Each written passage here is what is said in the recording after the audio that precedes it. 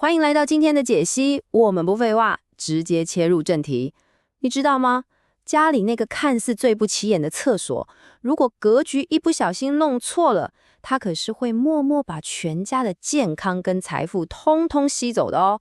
今天我们就要带你一次学会看懂厕所的位置、门的方向，还有马桶方位这些风水禁忌，并且教给你最快速的化解绝招。拿着手机的你，现在不妨在脑袋里回想一下你家厕所的样子。你的厕所正在漏财吗？这真的不是在危言耸听。说白了，一个设计不良的浴室，就像是家里破了一个大洞。不管你平时多拼命赚钱，多注重养生，能量就是会从这里不知不觉地流失掉。不过别担心，接下来我会给你最直接、最快速的行动方案，教你怎么马上止住这个漏洞。好，我们马上进入第一部分，厕所能量的真相，来看看晦气到底从哪里来。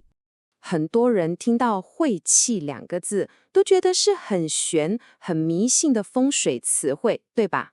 但其实我们把它摊在阳光下看，在科学上，它就是所谓属阴跟属水的元素，也就是那些无所不在的湿气、霉菌还有细菌呐。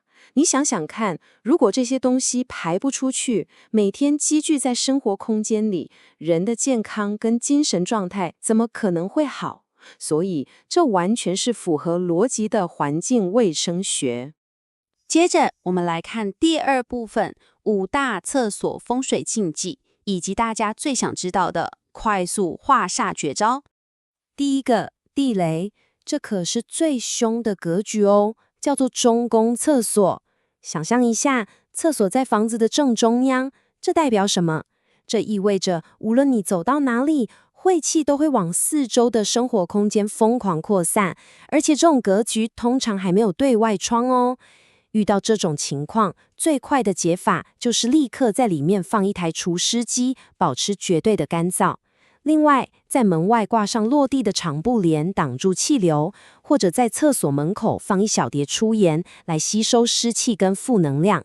记得哦，粗盐每个月都要换一次。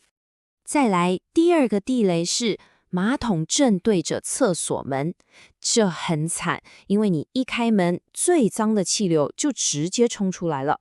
解法其实超级简单，如果可以把马桶转个45度角，如果没办法动马桶，最快的方法就是直接在马桶跟门之间加装一道不透光的浴帘，把视线跟气流的直冲给挡下来。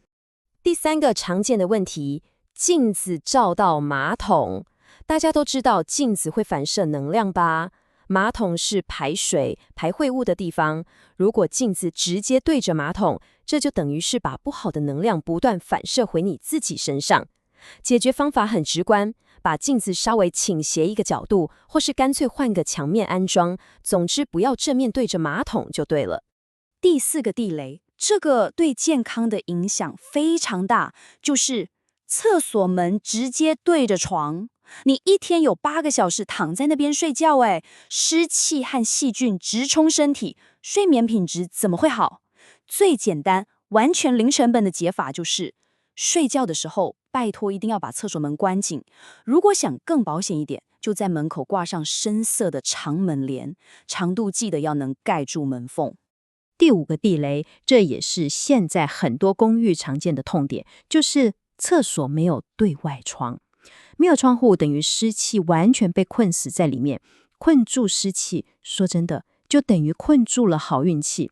这时候唯一的破解法就是靠人工排气了，装一台强力的冲锋机，每天洗完澡之后，至少让它运转个30分钟以上，确保整个空间彻底干燥。好，那我们接下来进入第3部分，实用的化煞绝招，教你几个简单的居家小技巧。如果你是租屋族，根本不能改装潢，那该怎么办？完全不用担心，风水其实是非常有弹性的。任何人今天下班回家就能做这3步。第一，在厕所角落放一小叠粗盐，看到它结块就代表吸饱晦气了，直接丢掉换新的就好。第二，在门框上方挂一串5帝钱，这能有效阻挡不良的气场向外扩散。第三，在洗手台放盆黄金葛或虎尾兰之类耐阴植物，不仅绿化环境，还能净化空气，顺便化煞，是不是超级简单？最后，我们来到第4部分，厕所开运的核心，也就是我们的黄金法则。